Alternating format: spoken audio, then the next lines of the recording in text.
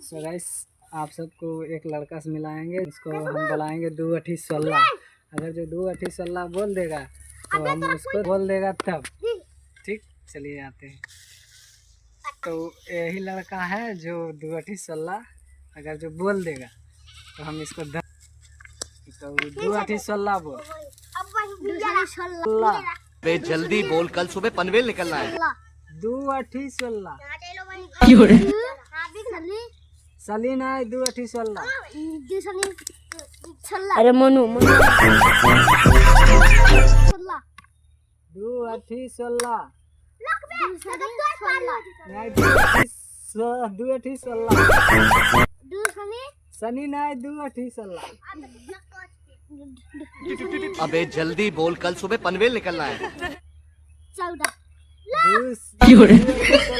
फिर से सनी ना 2 अठी 16।